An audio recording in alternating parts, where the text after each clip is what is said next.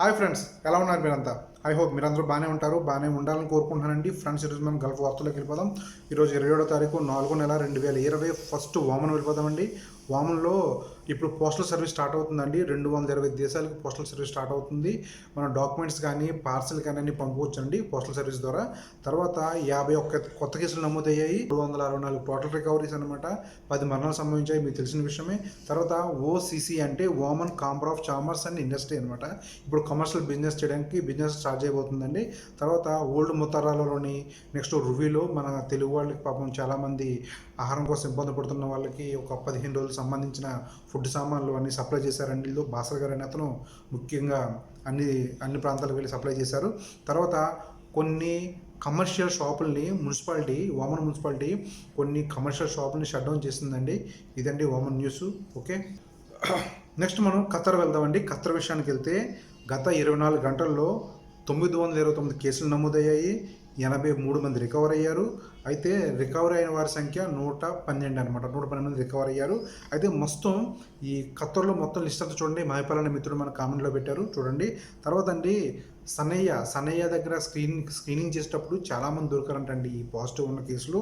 తర్వాత ఇప్పుడు టెస్టులు కానీ స్క్రీనింగ్ చేయడం కానీ ఇప్పుడు బాగా వేగవంతం చేశారండి ఖత్తర్లో. త్వరగా దీని యొక్క సోర్స్ని పట్టుకుని దీని మొత్తానికి చైన్ బ్రేక్ చేయాలని చెప్పి ఖత్తర్లో చాలా హార్డ్గా ట్రై చేస్తున్నారు. చాలా టీములుగా కూడా విడదీసి చాలా హార్డ్గా ట్రై చేస్తున్నారండి.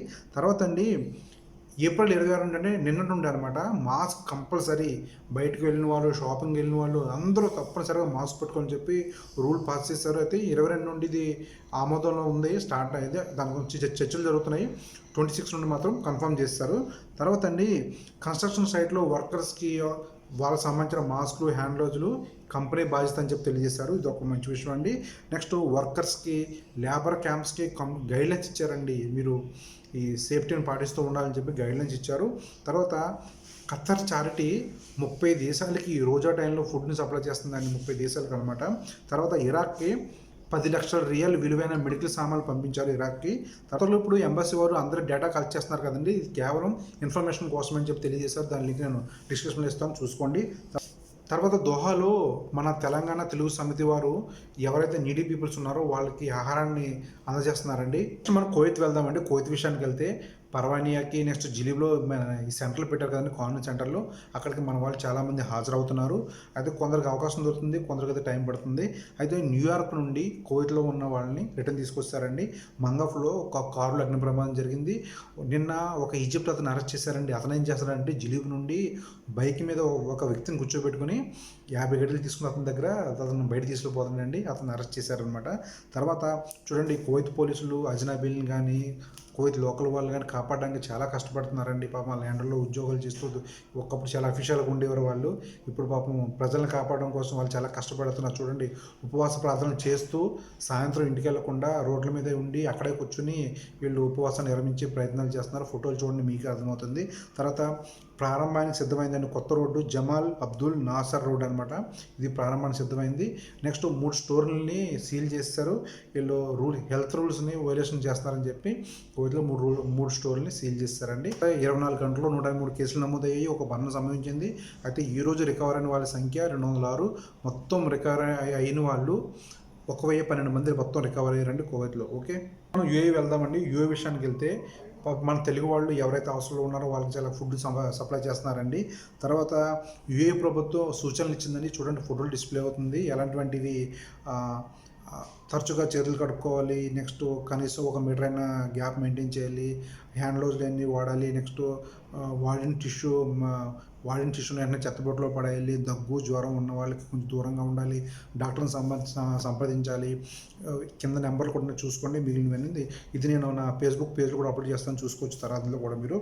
తర్వాత అండి యూఏ యొక్క విమాన సర్వీసులు ఉన్నాయి కదా, ఎయిర్లైన్ సర్వీసులు, వీటికి భారీగా అప్లికేషన్లు వెళ్తున్నాయి. ఏంటంటే మా డబ్బులు టికెట్ తీసుకున్నారు కదా వాళ్ళు, టికెట్లు తీసుకున్న వాళ్ళు మా డబ్బులు మాకు రిఫండ్ ఇవ్వమని చెప్పి చాలామంది భారీగా అప్లై చేస్తున్నారంటండి.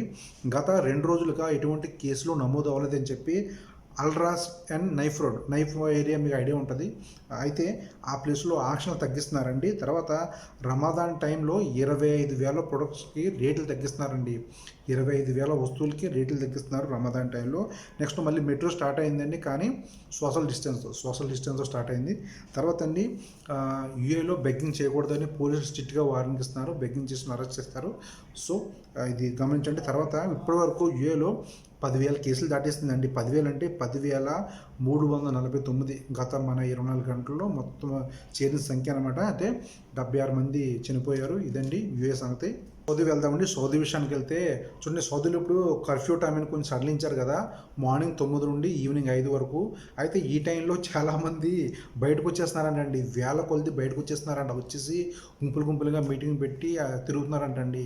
అయితే వీళ్ళందరూ పోలీసులు మళ్ళీ వార్నింగ్ ఇచ్చి, బాబు మీకు ఉపవాసం ఉన్న టైంలో సాయంత్రం రోజా కోసం మీకు ఏదైనా సామాన్లు కావాలంటే కొనుక్కెళ్తారని చెప్పి ఇటువంటి సడలింపు ఇచ్చారు, కానీ బయట తిరగడం కాదని చెప్పి అందరిని సరి చెప్పి మళ్ళీ రిటర్న్ పంపించారండి అందరినీ.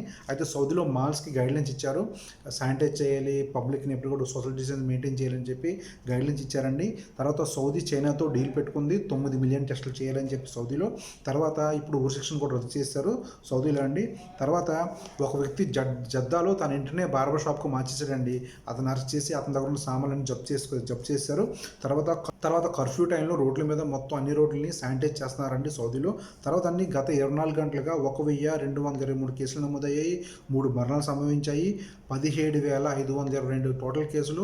మీరు నా వీడియో చూసేటప్పటికి కేసులు పెరిగే అవకాశం ఉంది, ఇది మీరు గమనించగలరు. బెహ్రెయిన్ వెళ్దామండి. బెహ్రెయిన్ విషయానికి వెళ్తే ఇరాన్ నుండి మళ్ళీ ఇంకో బ్యాచ్ వచ్చిందండి బెహ్రెయిన్కి. చాలామంది వస్తున్నారండి ఇరాన్ నుండి.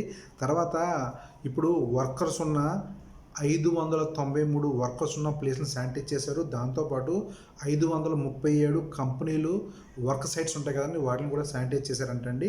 తర్వాత పేరుకుపోయిన చెత్త బెహ్రెయిన్లో వేస్ట్గా చెత్త, పేరుకుపోయిన చెత్త దగ్గర 24 మిలియన్ టన్స్, 24 మిలియన్ టన్స్ వరకు ఉంటుందంటండి బెహ్రెయిన్లో. తర్వాత యూఏ నుండి 400 మంది బెహ్రెయిన్లు మళ్ళీ రిటర్న్ తీసుకొచ్చారండి. గత 24 గంటలుగా 44 కేసులు నమోదయ్యాయి.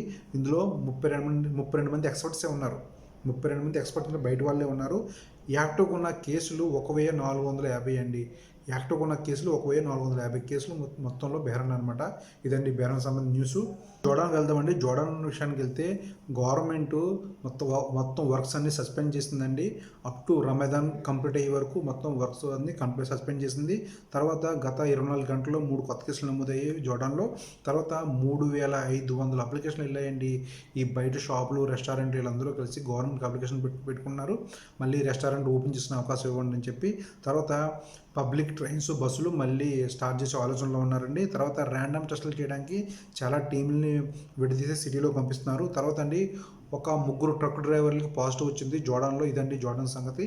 మనం జనరల్ విషయాలకు వెళ్దామండి. జనరల్ విషయాలకు వెళ్తే మే 21 నుండి ఇండియాలో ఎటువంటి కేసులు నమోదు కావని చెప్పి సింగపూర్ యూనివర్సిటీ ఒక సర్వేలో తెలిపిందండి. మరి ఇది ఎంతవరకు నిజమో మనకు తెలియదు. తర్వాత అండి చూడండి, ఒక మిత్రుడు మన సూపర్ మార్కెట్లో పనిచేస్తారంటే సెక్యూరిటీ కింద. ఆ మిత్రుడు ఒక కువైతీ అతను, ఆయన మిత్రుడు మాట చెప్పారంటే చూడండి, డిస్ప్లే అవుతుంది చూడండి. ఈరోజు కువైతీ అతను కలిసి సూపర్ మార్కెట్లో మీరు ఇండియా వాళ్ళు పంపిన మందుల వల్ల చాలామంది కోలుకుంటున్నారు అని చాలా గొప్పగా చెప్పాడు. ఇండియా గురించి, నరేంద్ర మోడీ గురించి చాలా మంచిగా చెప్పారని అందరూ చెప్పమని చెప్పి మిత్రుడు తెలియజేశారండి. ఇది ఒక మంచి విషయము. తర్వాత అండి ఈరోజు తెలంగాణ ఆవిర్భవించిన రోజు. కేసీఆర్ గారు మరికొన్ని రోజులు లాక్డౌన్ కోసం ప్రజలు సహకరించాలని చెప్పి కోరారు. అయితే ఇండియాలో టోటల్ కేసులు 28,074 కేసులు అండి. 28,074 టోటల్ కేసులు ఇండియాలో. తర్వాత అండి చూడండి, ఈ లాక్డౌన్ తర్వాత గల్ఫ్లో చిక్కున్న భారతీయుల్ని తిరిగి ఇండియా తీసుకొచ్చే ప్రయత్నంలో ఉన్న ఇటువంటి వీటి కోసం మీటింగ్లు ఏర్పాటు చేస్తున్నామని చెప్పి ఒక న్యూస్ వచ్చిందండి. తర్వాత అండి చూడండి, మనం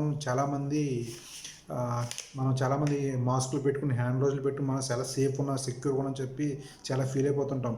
అయితే ఒకసారి ఈ వీడియో చూడండి, మీకు అర్థమవుతుంది.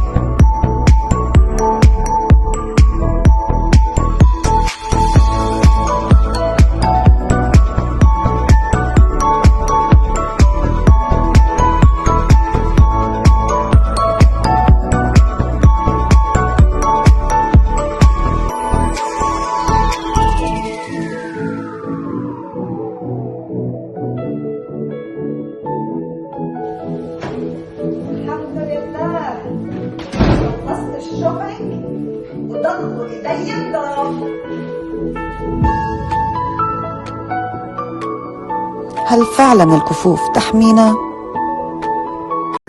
ఫ్రెండ్స్ ఇంకా లాస్ట్ మాట అండి, స్కిల్ బీలో ఈరోజు కూడా గల్ఫ్లో లోకల్ జాబ్స్ అండి. గల్ఫ్లో ఉన్న వాళ్ళు లోకల్ జాబ్స్ పడ్డాయి. ఎక్కడంటే అబుదాబి, ఖతర్, దుబాయ్, కువైట్ ఏరియాలో జాబ్స్ పడ్డాయండి. ఆ జాబ్స్ యొక్క లింక్స్ కింద డిస్క్రిప్షన్లో ఇస్తారో మీరు చూసుకోండి. ఓకే, మనం నెక్స్ట్ వీడియోలో మళ్ళీ కలుద్దాం. అంతవరకు బాయ్ బాయ్.